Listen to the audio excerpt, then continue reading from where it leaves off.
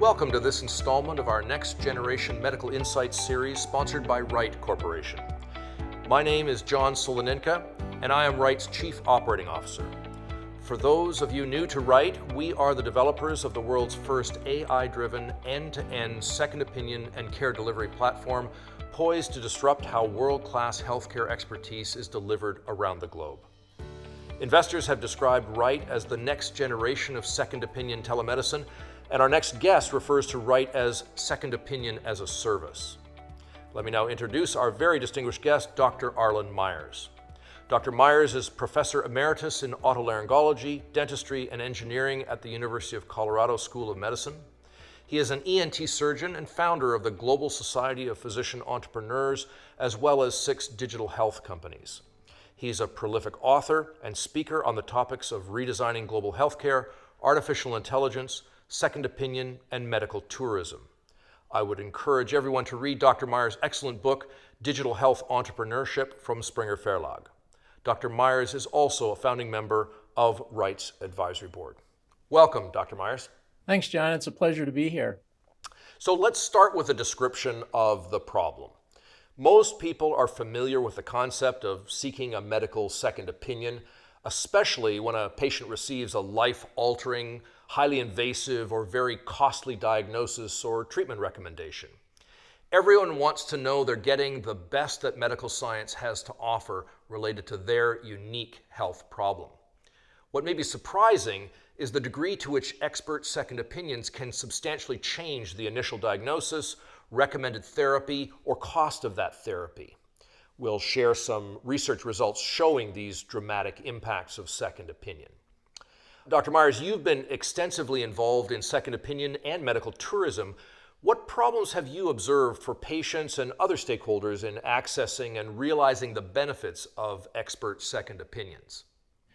Yeah, I come at this from various perspectives as a practicing surgeon who for many years rendered second opinions in my specialty, as you mentioned. I've been involved in creating and working with startups in medical travel, some of which have involved, including one of my own, that involved global medical travel. And I was the chief medical officer for a company that was a value-based surgical benefits management company. So I was involved with sort of overseeing the administrative and quality aspects of the program. So I kind of look at this from a lot of different perspectives. And the problems that we face in second opinions, whether they be across the street or across an ocean, are pretty much the same. And those have to do with quality, cost, equitable access, experience, and administration. And the real trick is to try to satisfy the needs and wants of the various stakeholders to improve those various aspects. Notwithstanding some of the challenges that exist, the second opinion sector is currently large and growing very rapidly. Estimates are that the global second opinion market will reach $7.1 billion US by 2025. From your perspective, what's causing this growth in demand, and what makes this the right time for Wright's AI-enabled end-to-end solution for patients, payers, and providers, what you have termed second opinion as a service? Well, there's a collision of various trends that have happened prior to COVID and have been accelerated during COVID, and in my opinion, will continue to accelerate after COVID. And typically those trends have to do with, for example, the dissemination of digital health technologies, cheap information and communication technologies, the demand for mobile access, and people just becoming more familiar with the convenience and digitization of healthcare. Various aspects of this have disseminated around the world. So I think the main elements have to do with the demand for it, essentially telemedicine, telehealth, digital health, artificial intelligence, all the aspects of the fourth industrial revolution has created the demand for this kind of a service. From our perspective, differentiating Wright's second opinion as a service from historical second opinions and websites comes down to a few key features. Number one, objective AI-driven selection of medical experts quickly from millions of physicians, not just a local network of several hundred or several thousand physicians. Number two, providing personalized local care managers, supporting patients in their language, understanding their culture, eliminating friction for patients and the physicians involved. And lastly, scaling the service to enable affordable access, not only to those used to expensive medical tourism, but to all health insurance beneficiaries and employees. Everyone facing a life-altering diagnosis should have access to the world's best medical knowledge. From your perspective, Dr. Myers, what differentiates Wright's second opinion as a service? So I like to refer to this as the Wright triple bottom line, and we've heard about the triple bottom line in the management literature as not just focusing on profits, but also the planet and people, that is corporate sustainability.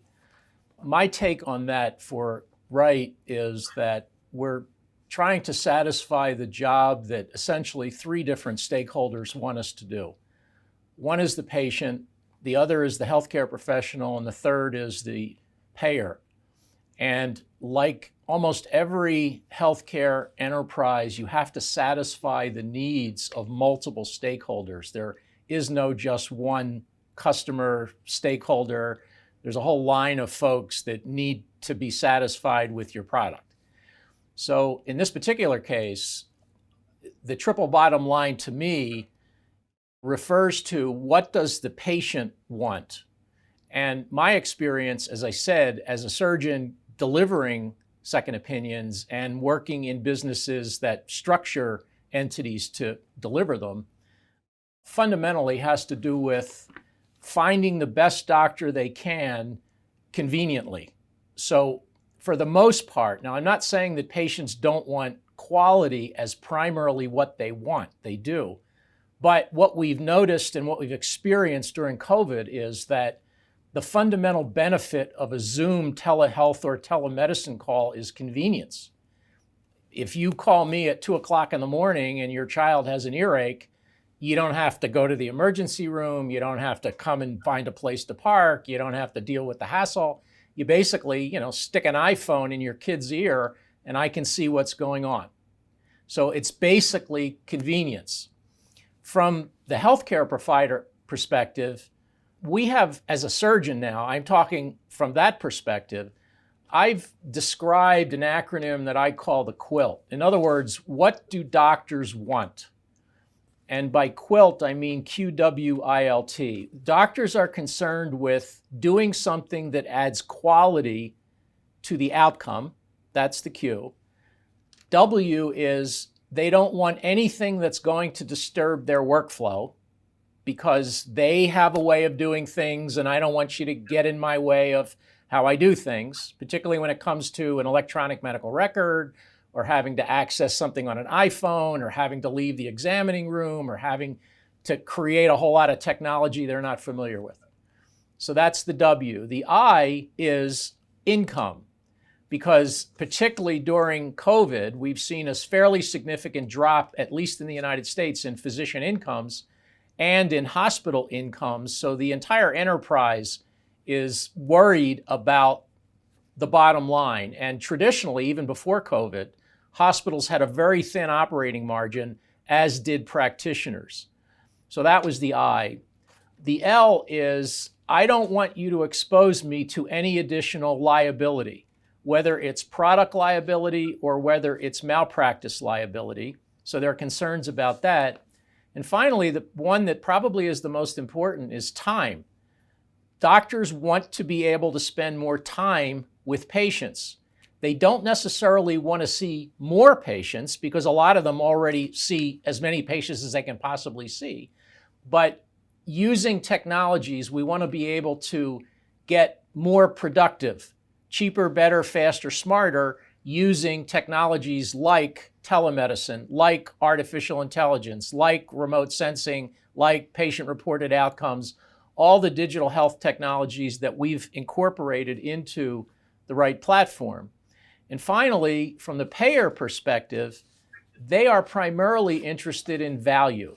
That is delivering quality per unit price, because everywhere in the world, the demand for healthcare is almost infinite, but the supply of resources is finite. So regardless of where you live and where you work, the challenge is we can't keep spending money with an open checkbook. It's just not sustainable. So the goal from the payer perspective is to derive maximum value. That is higher quality for a given price, the same quality for a lower price, but more optimally, higher quality for a lower price. And I believe that Wright and the second opinion as a software model delivers on those promises. Very good. Thank you very much, Dr. Myers. It's been a pleasure speaking with you today. These have been great insights, very useful. At Wright Corporation, our goal is getting patients the right care at the right time, regardless of their location in the world.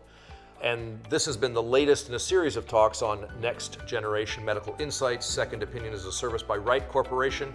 Check back with Wright for more on this rapidly expanding sector. And to close, thank you, Dr. Myers, for this session. My pleasure. Thanks for having me.